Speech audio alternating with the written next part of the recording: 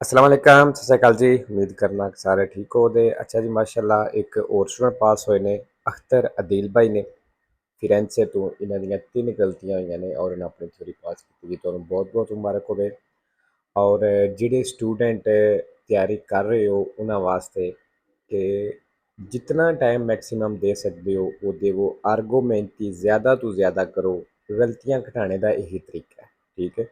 अगर ਤੁਹਾਡੇ ਕੋਲ टाइम घट है तो चलो फिर ਤੁਸੀਂ ਇਹ ਵੇ ਕਿ ਸਕਿਪ ਕਰ ਲਵਿਆ ਕਰੋ ज़्यादा। ਤੇ ਲੇਕਿਨ ਅਗਰ ਗਲਤੀਆਂ ਨਹੀਂ ਘਟਦੀਆਂ ਪਈਆਂ ਔਰ ਟਾਈਮ ਹੀ ਤੁਹਾਡੇ ਕੋਲ ਹੈ ਵੇ ਤੇ ਫਿਰ ਤੁਸੀਂ ਜ਼ਿਆਦਾ ਤੋਂ ਜ਼ਿਆਦਾ ਆਰਗੂਮੈਂਟ ਕਰੋ ਜਿੰਨੇ ਕਰ ਸਕਦੇ ਹੋ, ਠੀਕ ਹੈ ਜੀ। ਬਾਕੀ ਜੀ ਜਿਹੜੇ ਸਟੂਡੈਂਟ ਨੇ ਥਿਊਰੀ ਪਾਸ ਕਰ ਲਈ ਹੈ ਮੇਰੇ WhatsApp ਨੰਬਰ ਤੇ ਸੈਂਡ ਕਰ ਦਿਓ ਆਪਣਾ PDF ਜਿਹਨੂੰ ਮਿਲ ਗਿਆ। ਤੇ ਨਵੇਂ ਸਟੂਡੈਂਟ ਵਾਸਤੇ ਵੀ ਕੋਰਸ ਜਿਹੜਾ ਹੈ ਚੇਂਜ ਕੋਈ ਨਹੀਂ ਹੋਇਆ, ਇਹੀ ਕੋਰਸ ਜਿਹੜਾ ਅਪਲੋਡ ਹੈ ਔਰ ਇਹਦੇ ਵਿੱਚੋਂ ਹੀ ਐਗਜ਼ਾਮ ਆਉਣਾ ਹੈ। ਔਰ ਇਹ ਮਾਸ਼ਾਅੱਲਾ ਜਿੰਨੇ ਵੀ ਸਟੂਡੈਂਟ ਪਾਸ ਹੋ ਰਹੇ ਨੇ ਇੱਥੋਂ ਪੜ੍ਹ ਕੇ ਪਾਸ ਹੋ ਰਹੇ ਨੇ, ਪੂਰੇ ਦਾ ਪੂਰਾ ਕੋਰਸ ਅਪਲੋਡ ਹੈ ਔਰ ਸਾਰੇ ਦਾ ਸਾਰਾ ਫ੍ਰੀ ਹੈ, ਠੀਕ ਹੈ। ਐਪਲੀਕੇਸ਼ਨ ਵੈਬ 'ਤੇ ਗੂਗਲ ਤੋਂ ਡਾਊਨਲੋਡ ਹੋਵੇਗੀ ਐਂਡਰੋਇਡ ਫੋਨ ਦੇ ਵਿੱਚ। ਔਰ अगर तुसी आईफोन यूज़ करते हो तो फिर ये वाली एप्लीकेशन तुसी ऑनलाइन जी ये यूज़ कर सकते हो, ठीक है जी। तो बाकी जी कुछ वीडियो जड़ियाँ ने वो इंग्लिश में आउंदियां ने, ठीक है। वो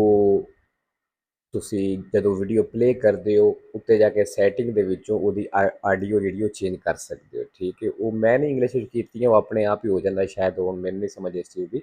ठीक है। तो उत्थों तुसी अपनी सैटिंग कर सकते हो। पहला सवाल की ये civilmente ਜਿਹਦੇ ਤੇ civile ਲੱਗੀ ਏ obbligato ਕਹਿੰਦਾ ਉਹਦੇ ਤੇ ਲਾਗੂ ਹੁੰਦਾ ਹੈ a risarcire i danni ਨੁਕਸਾਨ ਦੇ ਪੈਸੇ ਭਰਨਾ provocati da un sinistro stradale ਜਿਹੜਾ ਨੁਕਸਾਨ ਰੋਡ ਐਕਸੀਡੈਂਟ ਦੇ ਵਿੱਚ ਕੀਤਾ ਸੋ si libera dal obbligo ਤੇ ਕਹਿੰਦਾ ਇਹਦੇ ਤੋਂ ਆਜ਼ਾਦ ਹੋ ਜਾਏਗਾ, ਮਤਲਬ ਇਹ ਸਿਵਲ ਤੋਂ ਆਜ਼ਾਦ ਹੋ ਜਾਏਗਾ। से रिसर्चिशे il danneggiato अगर नुकसान दे पैसे भर दिंदा है जिदा नुकसान किया सो तो फिर कहना इस सिविले तू आज़ाद हो जाए, मतलब सिविल जी लगी है ये खत्म हो जाती। वेरो जी जिस बंदे का तुसा नुकसान किया अगर तुम पैसे भर देंगे हो तो सिविल जी लगी है वो खत्म हो जाती है, ठीक है। हाँ, पेनाले खत्म नहीं होंगी इस तरह। दूसरा जी डिस्ceसा वाला निशान आ गया, डिस्ceसा पेरिकलोज है। इन प्रेजेंसा del segnale raffigurato निशान दिखाया गया दी मौजूदगी में il conducente ड्राइवर जिहड़ा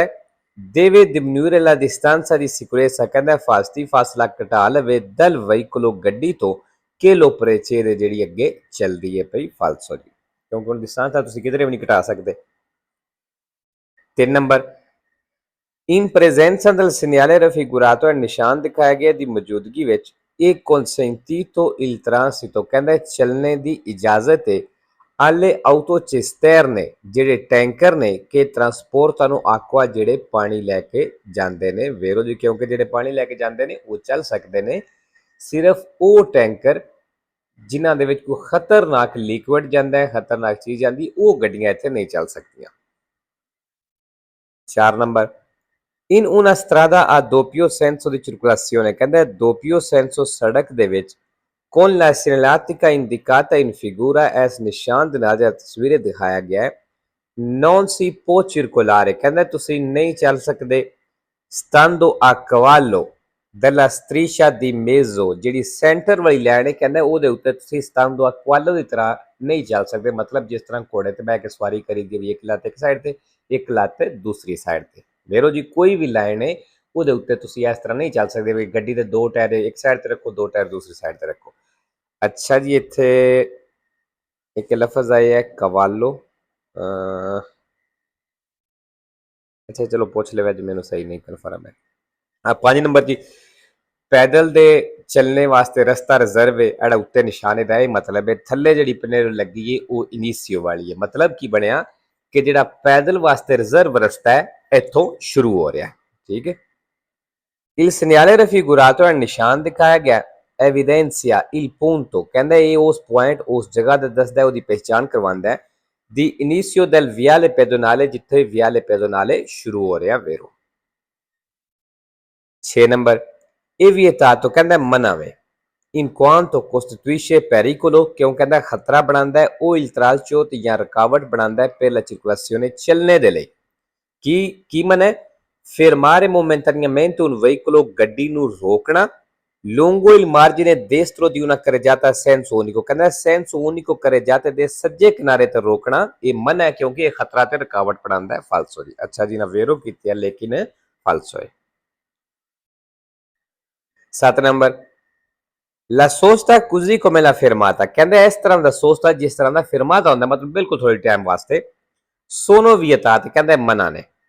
davanti ai cassonetti dei rifiuti urbani ਜਿਹੜੇ ਗੰਦ ਵਾਲੇ ਡੱਬੇ ਨੇ ਉਹਨਾਂ ਦੇ ਅੱਗੇ ਫਾਲਸੋ ਜੀ ਇਹ ਮਨਾ ਕੋਈ ਨਹੀਂ ਅੱਛਾ ਜੀ ਨਾ ਵੇਰੋ ਕੀਤੀ ਹੈ ਲੇਕਿਨ ਇਹ ਵੀ ਫਾਲਸੋ ਹੈ ਠੀਕ ਹੈ